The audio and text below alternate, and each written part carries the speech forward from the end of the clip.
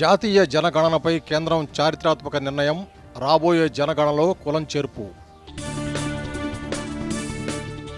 ఆర్థికంగా సామాజికంగా వెనుకబడిన వారికి లబ్ధి చేకూరుతుందన్న కేంద్ర హోంమంత్రి. కేంద్ర నిర్ణయాన్ని స్వాగతించిన రాష్ట్ర ప్రభుత్వం. చెరకు కనీస మద్దతు ధర 355 రూపాయలకు పెంపు. 5 కోట్ల చెరకు రైతులకు లబ్ధి చేకూరుతుందన్న అశ్విని వైష్ణవ్. 10వ తరగతి ఫలితాల్లో ప్రభుత్వ పాఠశాలల హవా. 4629 పాఠశాలల్లో 100% ఉత్తీర్ణత.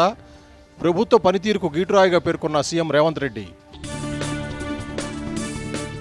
యాసంగి ధాన్యం కొనుగోళ్లపై కలెక్టర్లతో మంత్రి ఉత్తమ్ కుమార్ సమీక్ష. తడిసిన ధాన్యాన్ని కొనుగోలు చేయాలని ఆదేశం.